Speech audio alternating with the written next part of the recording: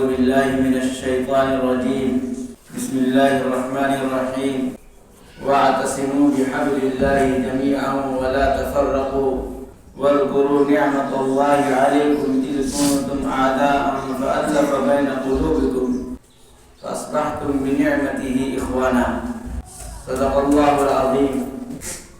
حرم پاک بھی، اللہ بھی، قرآن بھی ایک، کیا بڑی بات تھی ہوتے جو مسلمان بھی ایک.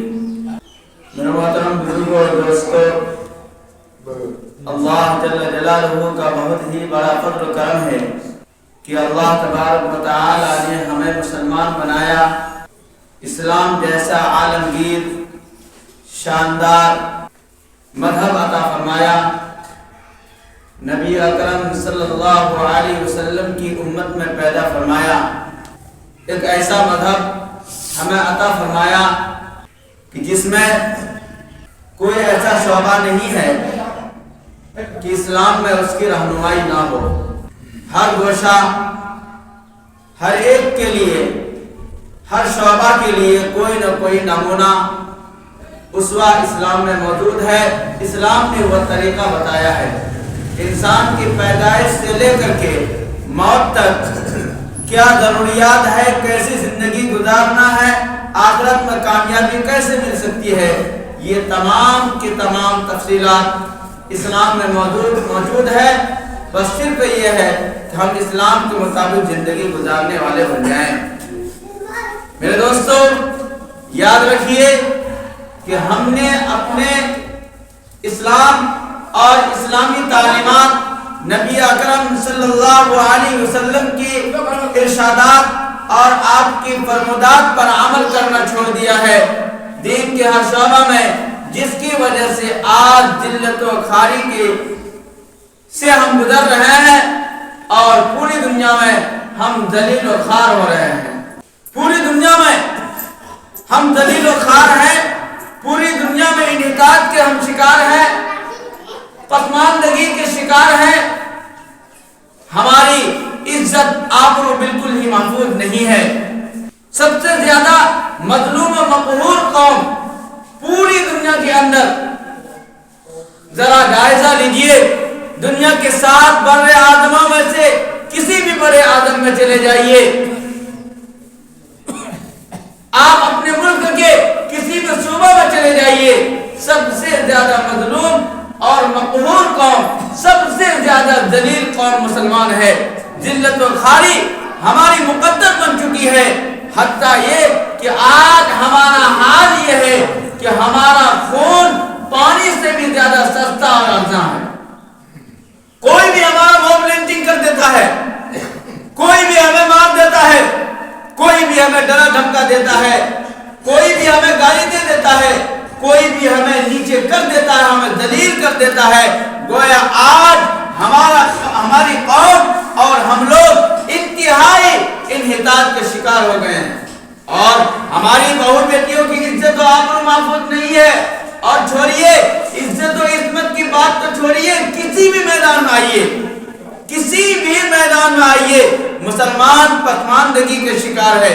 چاہے معاشی اعتبار سے ہو، اتنی معاشی پسماندگی ہے، اس قدر معاشی پسماندگی ہے، اور اس طرح ہم معاش کے اعتبار سے کمزور ہیں کہ دنیا کی کوئی بھی قوم معاشی اعتبار سے اتنی کمزور نہیں ہے جس قدر ہم لوگ کمزور ہیں. تعلیمی میدان میں آئیے، ہریجن سے بھی تعلیمی ناخواندگی میں ہم لوگ پیچھے ہیں، ہم تعلیم کی طرف متوجہ نہیں ہوتے. اور سیاسی اعتبار سے آئیے تو دیکھیے، 70 سال کا جائزہ لیجئے کہ آزادی کے وقت مسلمانوں کا سیاسی اعتبار سے کیا قد تھا اور ہماری کیا حیثیت تھی. آج ہماری کیا حیثیت ہے ذرا اندازہ کر لیجئے. حکمراں جماعت جو پارٹی ابھی ہندوستان پر حکومت کر رہی ہے، ایک بھی مسلم رہنما پارلیمنٹ اس کی طرف سے کوئی نہیں، ایک بھی مسلم حکمراں اس کی طرف سے پارلیمنٹ میں ہمارا کوئی نمائندگی کرنے کے لیے نہیں ہے. بتائیے یہ ہماری پسماندگی ہے کہ نہیں ہے، ہماری کمزوری ہے کہ نہیں ہے؟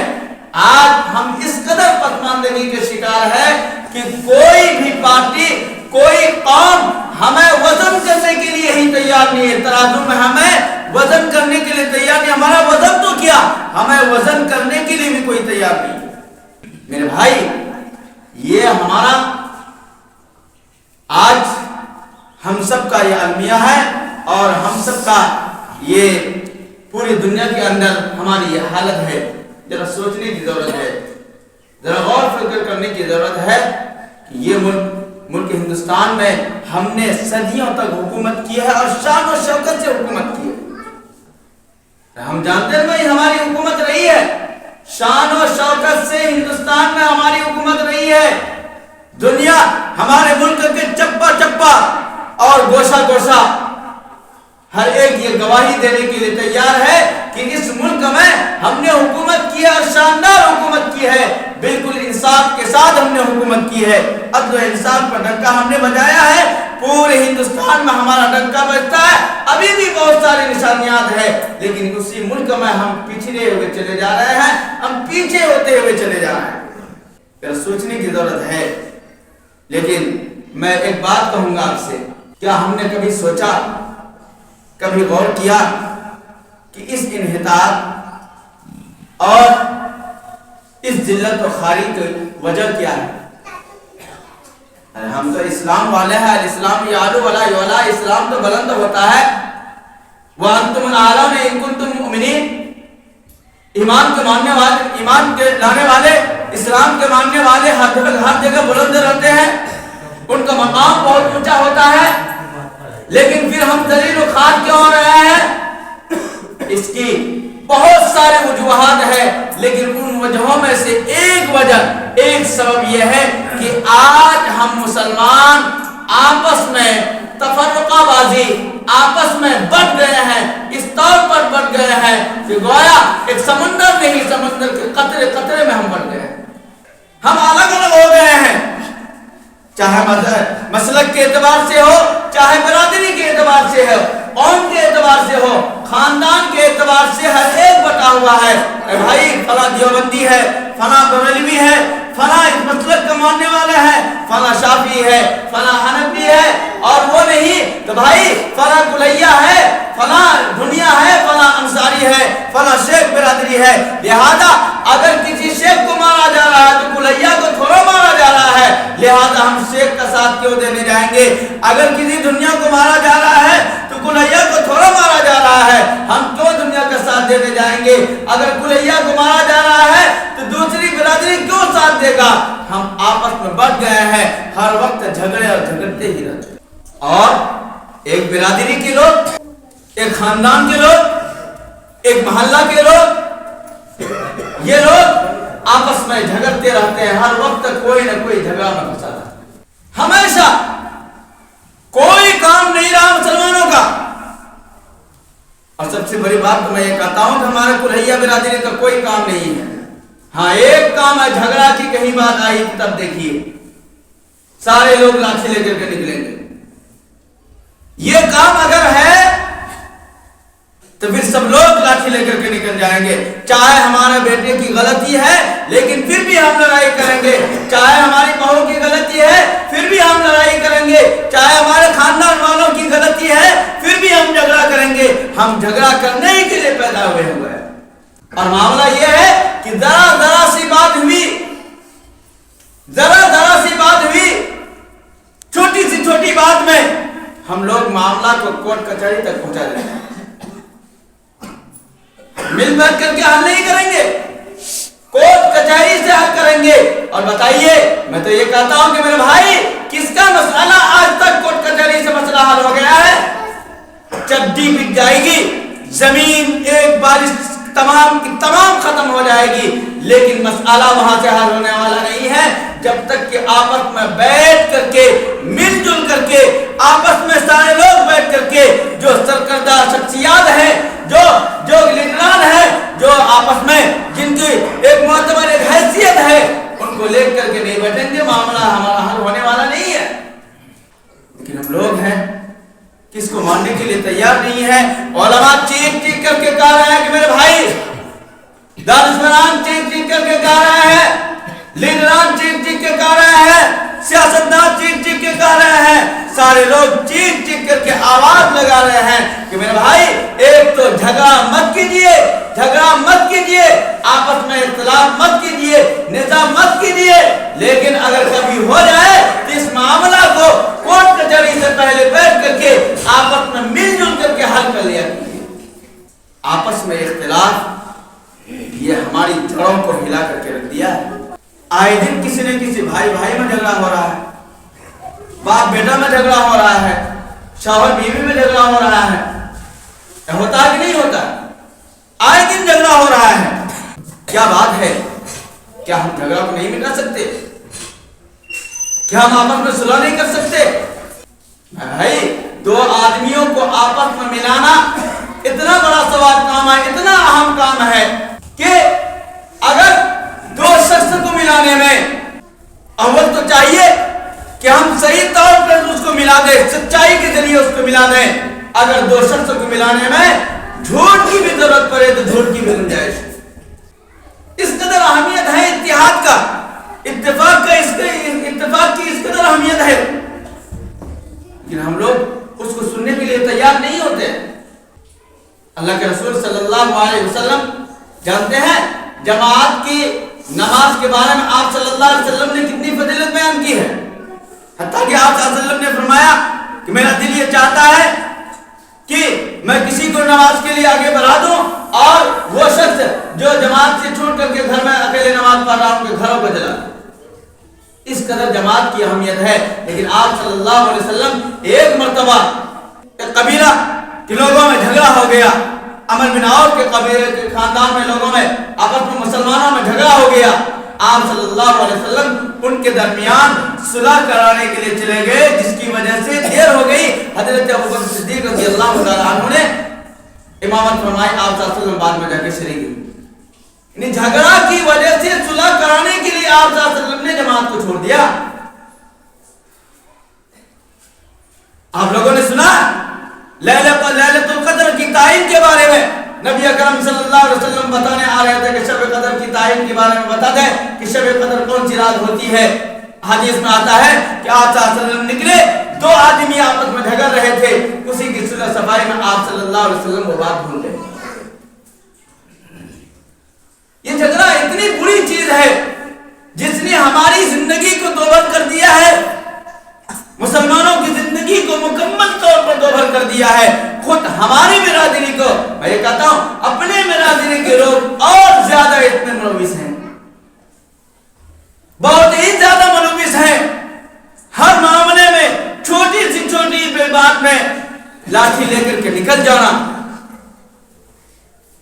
لاٹھی لٹھول کر دینا، مار دینا، یہ ہر چیز کمال کی بات ہو رہا ہے۔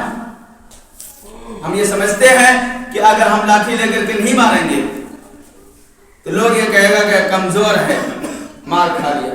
بھائی غصہ کے وقت غصہ کو پی لینا ہی اصل چیز ہے۔ غصہ کا اظہار کر دینا یہ بہادری نہیں ہے، سب سے بڑا بہادر ہوا ہے کہ جو اپنے غصہ کو پی لے۔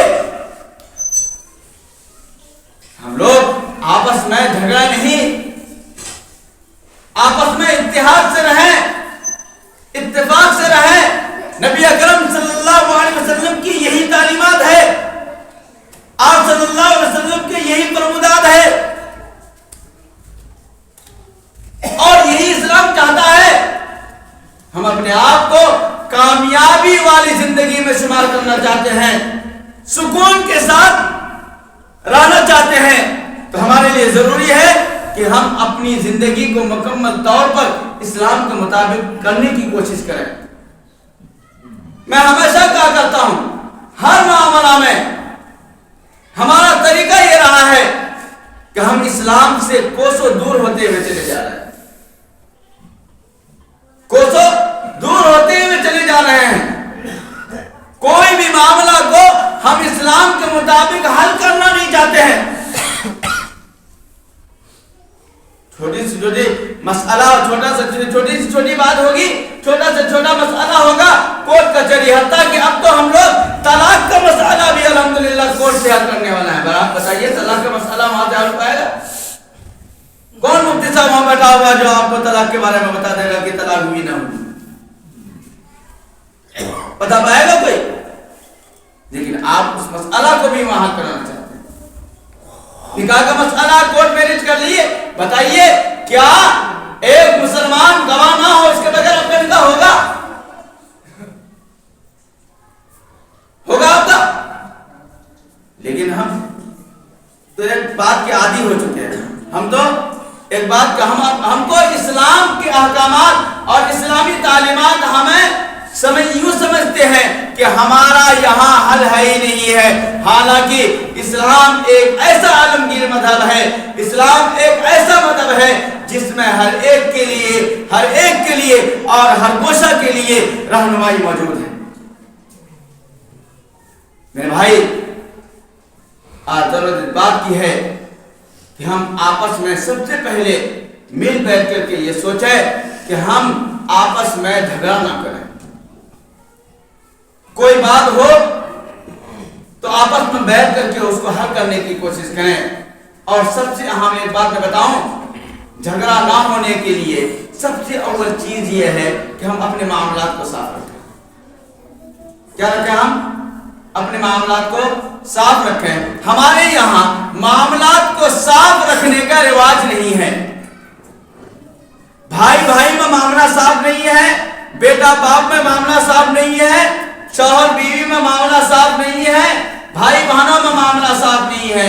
और जमीन का मसला इतना पेचीदा बना हुआ है, इतना पेचीदा बना हुआ है कि कोई मसला को हल करना चाहता ही नहीं। जमीन नपाता है, नपा करके निकाल लिया, फिर 2 साल के बाद निशान भी मिल गया, फिर उसी जमीन पर झगड़ा शुरू, फिर उसी जमीन पर झगड़ा शुरू। जमीन की जायदाद है, एक इंसान के बाप का अगर इंतकाल हो जाए तो उसकी तजदीद व तकफीन और उसके कर्जा वगैरह की अदायगी के बाद जरूरी है कि जितने भी वरसा हैं वह आपस में बैठें और बैठ करके उतनी जितनी भी जायदाद हो हर एक को आपस में साफ शफाफ तौर पर बांट लें। ये नहीं कि जो जहां उपजा रहा है, जो चीज इस्तेमाल कर रहा है और नतीजा ये होता है कि 1 साल नहीं होता है कि फिर आपस में झगड़ा शुरू हो जाता है, फिर आपस में नाइतफाकी शुरू हो जाती है, इख्तलाफात शुरू हो जाते हैं और फिर ये जिंदगी भाई बहनों में एक तरह की अदावत और मुक्त हो जाता है।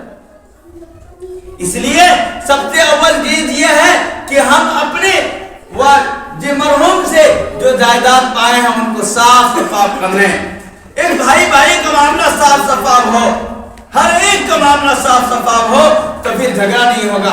अगर मामला को साफ शफाफ नहीं रखेंगे और अगर इस बारे में अगर एक भाई कोई बात भी करता है तो भाई का मामला में इतना ये करने जाएगा,